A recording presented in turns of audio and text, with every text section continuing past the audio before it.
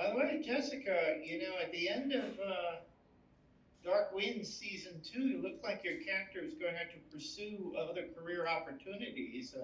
I hope that doesn't mean we won't be seeing you in Oh, season three. You'll have to watch. please no spoilers. I just started it. Oh, you just This is great, by the way. I haven't told you yet. I really oh, love it you're a so lot. sweet. Because it's Maybe, on well, Netflix maybe, now. well, I can maybe in watch the it. future you can have a role on Dark Winds. Oh, That'd be cool. A Hey, crossover? no, you're not supposed- A you're not- crossover? You're not supposed to tell them that yet. oh, No, I'm just Oh, playing. I just gave I'm it just away. playing. I'm just Just playing. kidding. I'm Just playing. kidding. I don't know if I'm in season 3. I don't know. I don't know what happens to Bernadette. Yeah.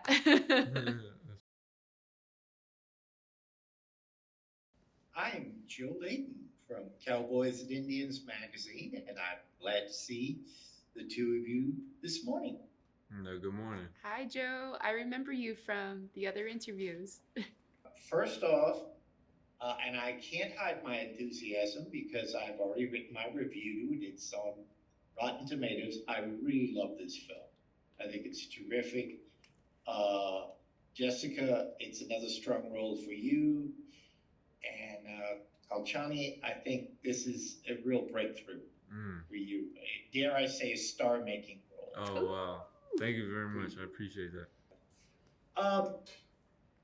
First question to ask is, Jessica, were you getting tips on how to play basketball from Mr. Bratt? And Mr. Bratt, were you getting tips from Ms. Matten about how to act?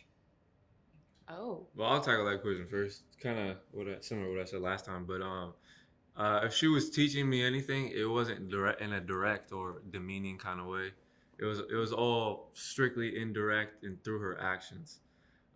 So seeing how she carries herself on set, how she shows up on time, how she knows her lines, how she's always prepared, has really just taught me so much about what it means to be an actor and how to be or how to try to be.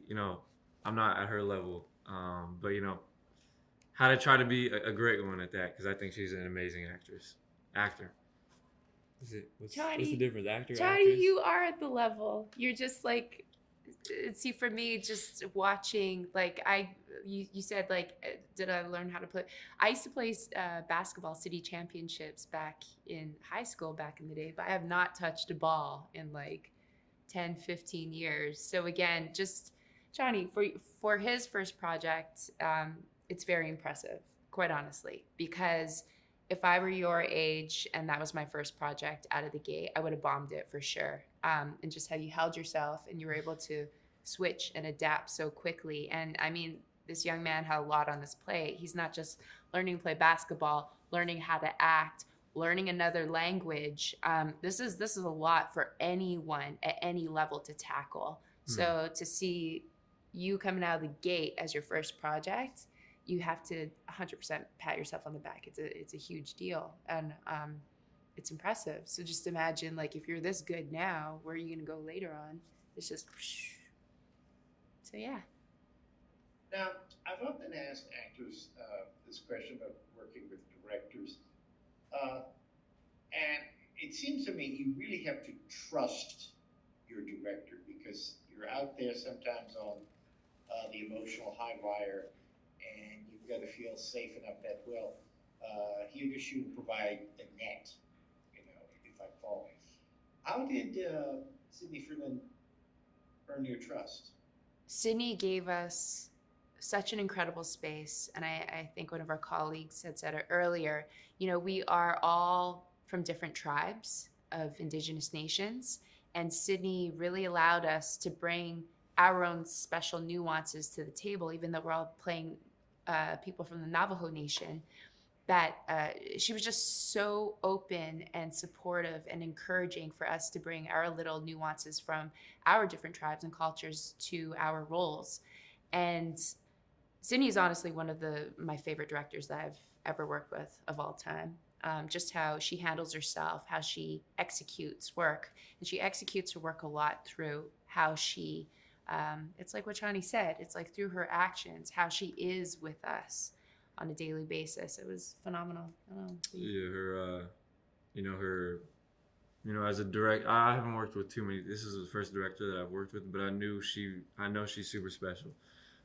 Just the compassion that she has, the patience, the reassurance that she gives, especially the first time actors that, like you said, like there's like a net, or it's okay for you to go and try things, or to go to these, super emotional places, or these dark places that you might have to go to tap into to wherever we are in the story.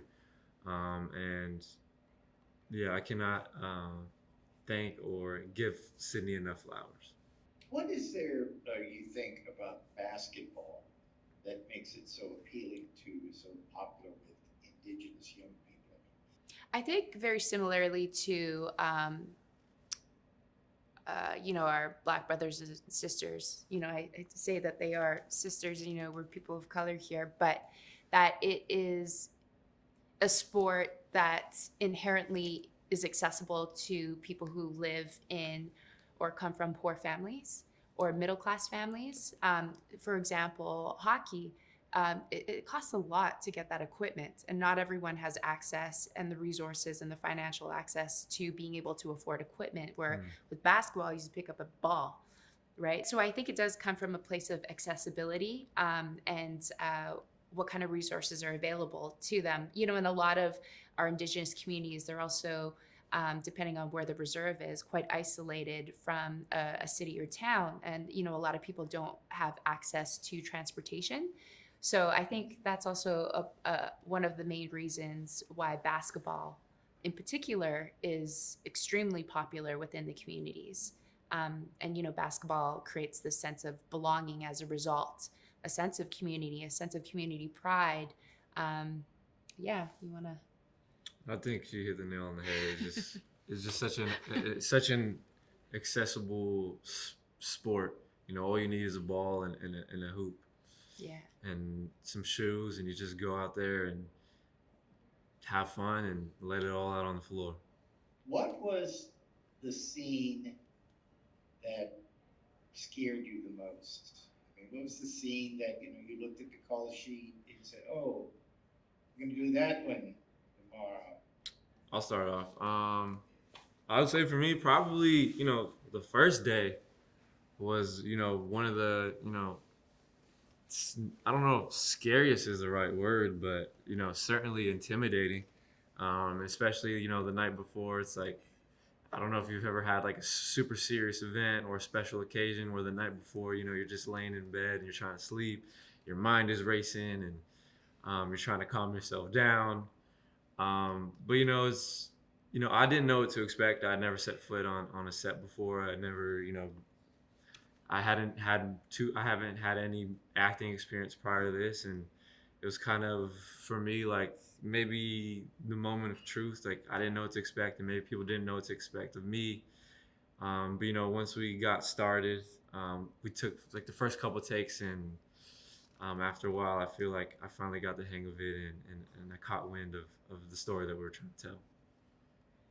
I think for me, the one that I was expecting it to be hard was the revealing of Natani's death, just because I know that as Indigenous people, a lot of us have a first-degree separation with someone that we know within our community, or a family member that has committed suicide. So I knew that was going to be a heavy day. And it was, and again, a testament to our director, Sydney Freeland, who knew it was going to be hard. And in between filming that scene, took a pause, and we smudged to just honor what we were all going through. And so for a director to do that, when you're on these tight schedules, you're on a tight budget, but to also honor that she was highly aware that, I'm asking these people to go to a place of a lived experience, and for some of us, a recently lived experience. So it kind of got rid of my anxiety. I didn't have a lot, but a little bit of anxiety, and as you said, nerves of how we were going to handle that day. It was handled beautifully, and again, I think it brought us closer together as a cast and crew. Well, thank you both very much. You've been very generous with your time. Thank you for the movie, and I wish you great good luck with it. Thank you. And by the way, Jessica, at the end of Dark Winds season 2, you look like your character is going out to pursue other career opportunities. I hope that doesn't mean we won't be seeing you in season 3. You'll have to watch. Please, no spoilers. I just started it.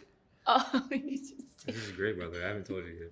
I really love it. You're so sweet. Because it's on Netflix now. Well, I can maybe in the watch it. future you can have a role on Dark Winds. Oh. That'd be cool. The Hey, crossover? no, you're not supposed- The you're not- crossover? You're not supposed to tell them that yet. Oh. No, I'm just Oh, playing. just give I'm it just away. playing. I'm Just kidding. playing. Just kidding. I don't know if I'm in season 3.